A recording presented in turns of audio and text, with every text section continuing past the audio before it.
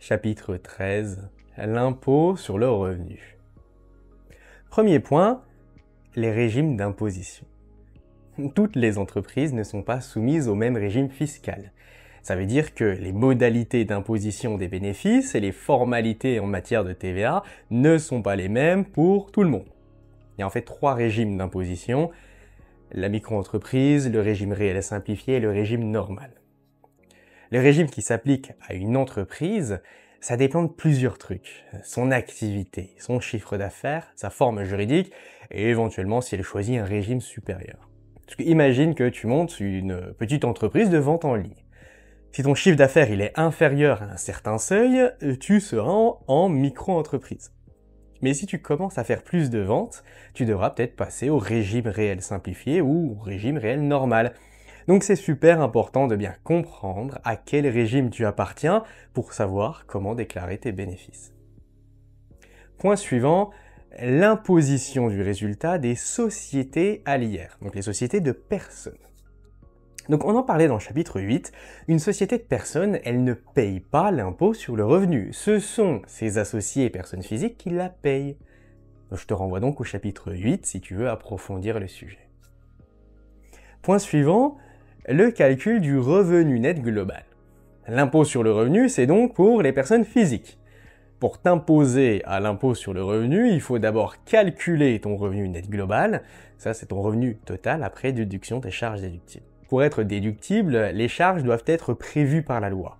Ne pas avoir été déduites dans une autre catégorie de revenus, donc en clair, on ne peut pas déduire 2 fois, et avoir été payé durant l'année d'imposition, et puis être détaillé et justifié dans ta déclaration 2042. Bon.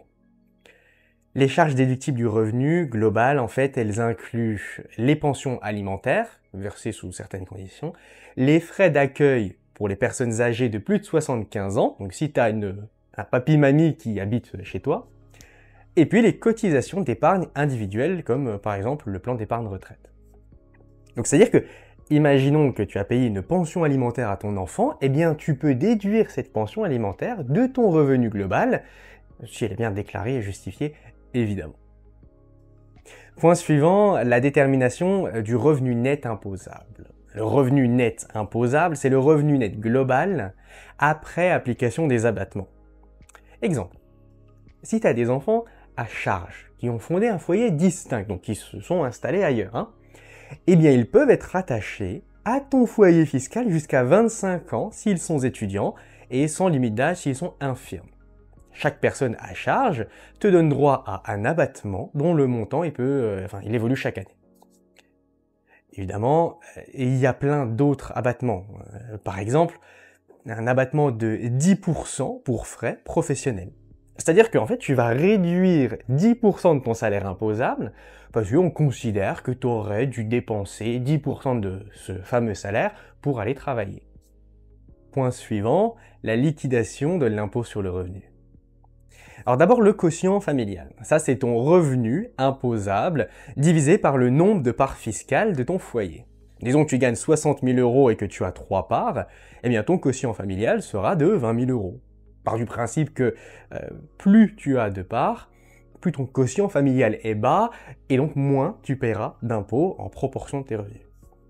Et puis en plus, si ton impôt brut est inférieur à 1 311 € pour une part ou 2 628 € pour un couple, eh bien tu bénéficies d'une décote, quel que soit ton statut familial.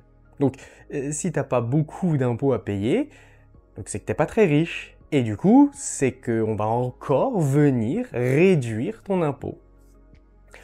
Enfin, les foyers fiscaux modestes, avec un revenu fiscal de référence inférieur à un certain seuil, bénéficient aussi d'une réfaction d'impôt après application de la décote.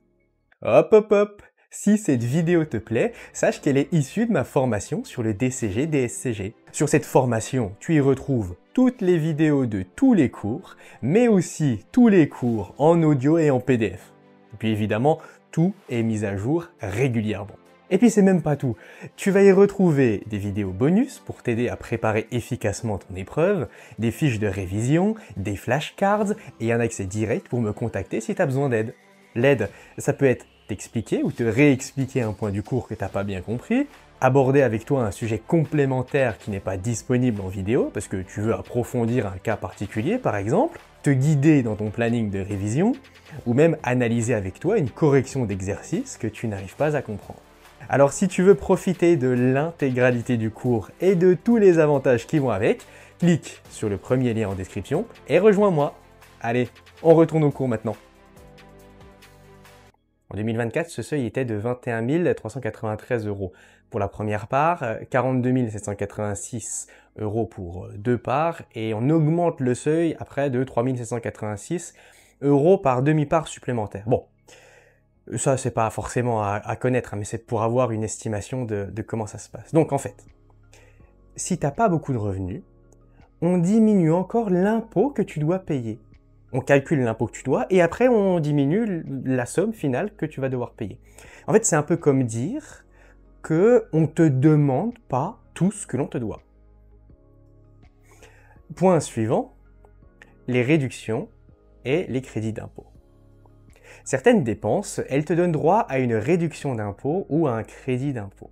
Si la réduction elle est supérieure à ton impôt sur le revenu, l'excédent il n'est pas remboursé, contrairement au crédit d'impôt.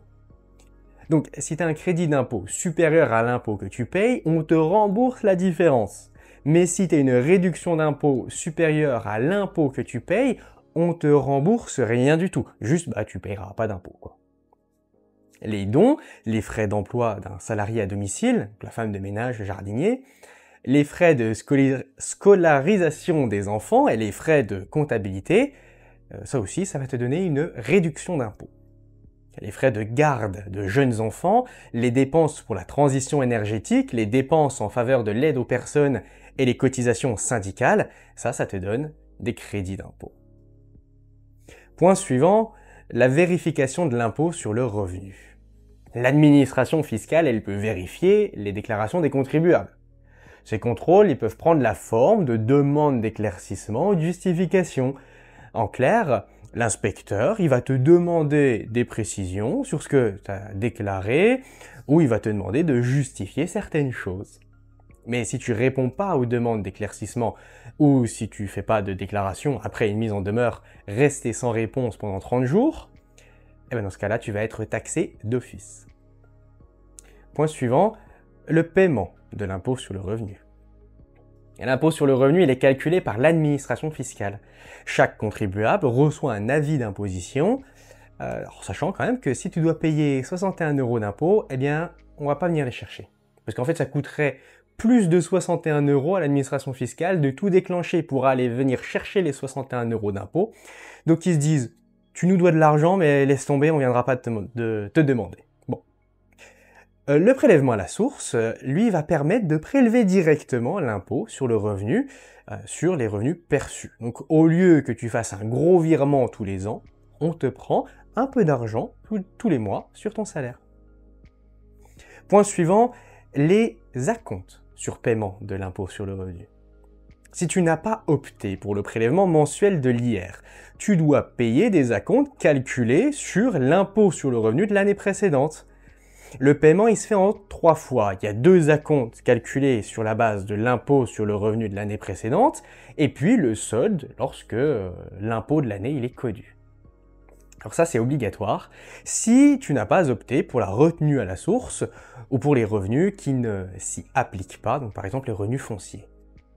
Tu peux payer tes acomptes tous les mois ou tous les trimestres. Évidemment, tu peux demander la réduction ou la suspension des acomptes en cas de baisse prévisible de ton imposition. Donc, si tu penses que cette année, tu vas pas payer d'impôts, par exemple, pas besoin de verser des acomptes. Par exemple, si l'année dernière, tu devais 3 000 €, d'impôts, cette année, tu paieras 250 € chaque mois cette année. Mais si tu penses que ton impôt il va être plus bas que les 3 000 € cette année, tu peux demander à réduire ces prélèvements.